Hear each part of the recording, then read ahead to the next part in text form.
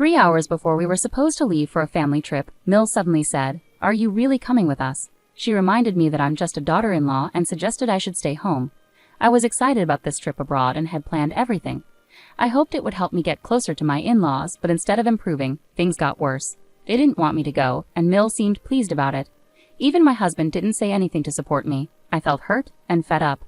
If they treated me like this, I decided I didn't care anymore. They would regret leaving me behind, wouldn't they? So I did something unexpected. As I watched them leave, let me introduce myself. I'm S, 28 years old, currently studying design at an ad agency. I married Rick almost a year ago. We met 3 years ago while working on an ad project. Our initial conversations were about work, but we soon discovered we both loved to travel. Rick prefers traveling within the country, while I enjoy international adventures. We bonded over our dream trips and shared photos of places we wanted to visit. Our connection deepened over time, and Rick proposed to me after 2 years of dating.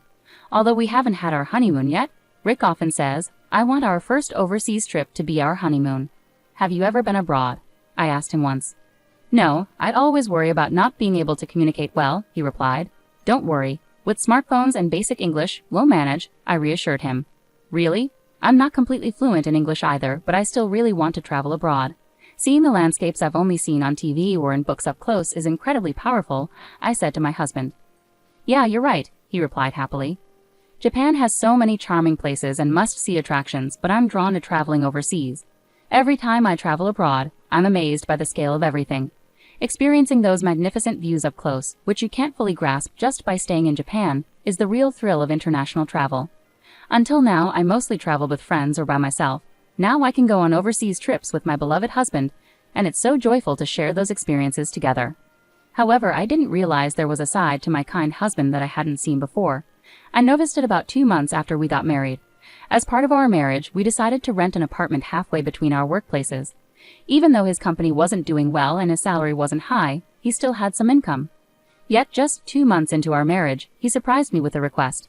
"Hey Sally, it's about the rent. Could you cover mine for a while?" "Huh? Why?" I mentioned my salary was cut. I tried asking my parents for money, but they said to ask my wife after marriage. I hate to pry, but is your pay that low? I asked, surprised. My husband nodded quietly. He had always been smiling, but seeing him like this, I couldn't bring myself to ask more questions. I never expected something like this just 2 months into our marriage. I felt disheartened. I should have made sure to understand each other's salaries before getting married. I couldn't ask him to take on extra work, especially with his already long hours. I simply said, "Got it," and decided to cover the rent completely starting that month. But that wasn't the only issue. The frequent visits from my in-laws to our new home became a major problem. My husband's family includes his father, mother, and sister Amy. Since I agreed to cover my husband's share of the rent, my in-laws started coming over more often. They would arrive unannounced, have dinner, and sometimes even stay overnight without warning. It's not that I dislike my in-laws, but I felt uncomfortable, especially around my mother-in-law, who seemed to hold a grudge against me. Whenever she visited, she would make snide remarks. "Hey Sally, just because you're busy doesn't mean you can neglect your chores, right?" "Huh? I'm doing the best I can with the chores," I replied. I heard from Rick that sometimes you come home later than him.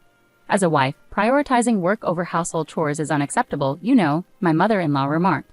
"That's only when there's a deadline. Usually I leave on time and take care of things at home," I defended myself. Always getting defensive. "I bet work is more important to you than Rick, huh?" "That's not true. That's why I've said so many times that marrying into this family wasn't a good idea, right, Rick?" I turned to my husband, hoping for support. But he just chuckled uncomfortably and said, "Don't fight, okay?" It frustrated me most that my mother-in-law seemed to annoy me, but I was also angry at my husband for not standing up for me.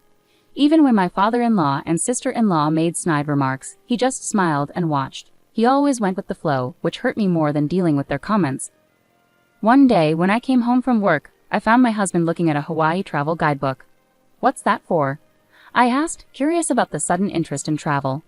As I asked, he lit up with excitement and eagerly began to speak. "Hey Sally, how about going on a trip to Hawaii together? You've been there before, right?" "Hawaii? I've been there like 3 times. "Yeah, I've been there, and my family also wants to go." "So your mom is coming too?" "Yeah, since we're already planning to go as a family, it'll be a family trip." To be honest, I felt nothing but anxiety about my husband's proposal.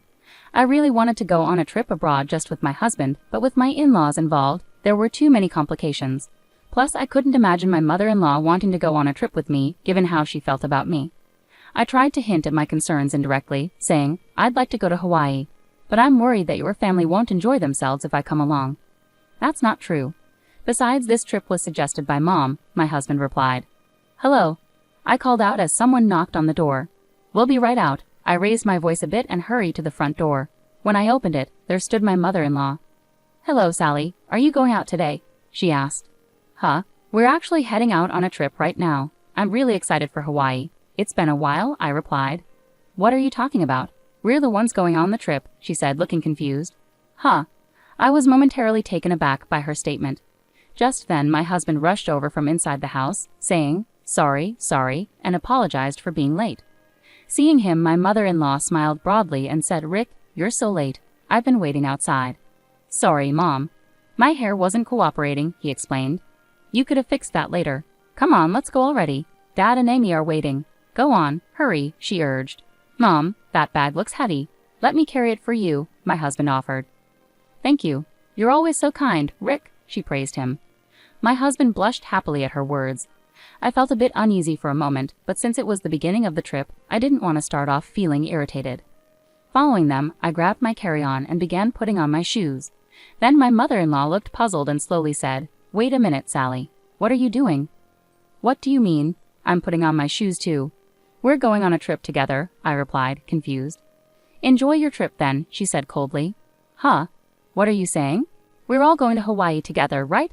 I said, bewildered. I glanced at my husband, but he avoided eye contact with me. Seeing his reaction, my mother-in-law chuckled mockingly and said, Seriously, you weren't actually planning to come along, were you? Huh? Come on, cut it out. Why would I not be coming on a family trip? But this is supposed to be a family trip, you know. Huh? You're just a daughter-in-law, so obviously you're staying home and holding down the fort. 3 hours before we were supposed to leave, just as I was about to walk out the door, my mother-in-law's unexpected remark hit me like a ton of bricks. It sent a wave of anguish through my chest, making me feel dizzy and unsteady. Rick, what does she mean? I asked, desperately seeking clarification from my husband. I asked my husband, but he didn't respond. Instead, he headed towards the car with my MIL, leaving me feeling like I might collapse any moment. In that instant, my feelings towards my husband and my in-laws cooled rapidly. What did I expect? Maybe it was foolish to hope my MIL would ever support me, but I never imagined Rick would betray me like this. It became clear he had no intention of standing by me from the start. It all felt so absurd. I decided I didn't care anymore. That's what I thought. I did love my husband, that much was true. But I realized I was in love with an idealized version of him, not the real person. A spineless puppet who couldn't stand up to his family, a pawn dancing to his mother's tune. What had I ever seen in him? If only I had seen this sooner, things might have turned out differently. But dwelling on regrets now won't change anything. I resolved to take action. Their trip was planned for a week starting today. With that knowledge, I packed my belongings into cardboard boxes and called my father to bring a car for me. As I waited for my father, my phone rang. It was my MIL calling. I knew why she was calling, but I ignored it deliberately. She must have been furious. She had been calling me incessantly lately. But I stood firm in my decision. I wasn't going to answer that call. Then my husband called. He probably had a lot to say. I took a deep breath and answered. Hello. Sally, you picked up. It's you? My husband sounded flustered, his voice trembling slightly. I could imagine how panicked he must be, and I couldn't help but laugh.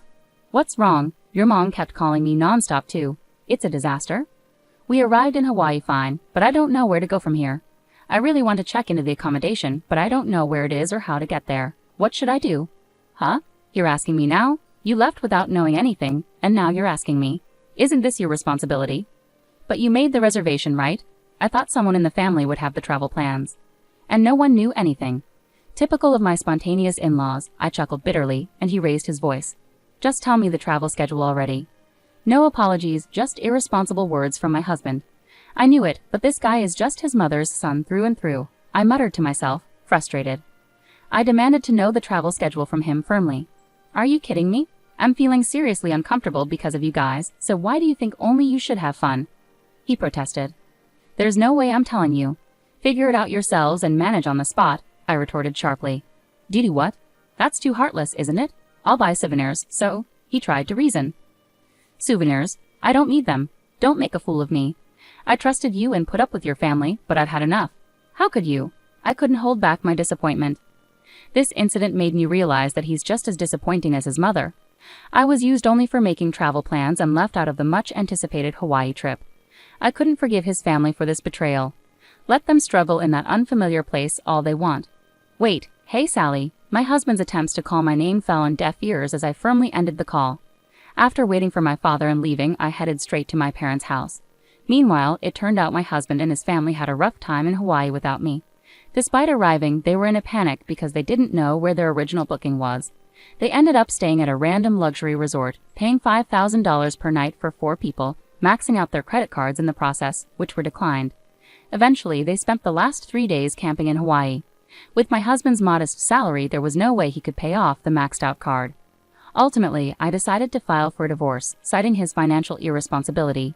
While I await my husband's agreement, I'm determined not to give up. I've already consulted a lawyer, so the divorce process is underway. This incident caused a rift in my husband's family. He blames his mother, and she blames him, leading to estrangement. As for me, I'll be staying with my parents until I find a new place.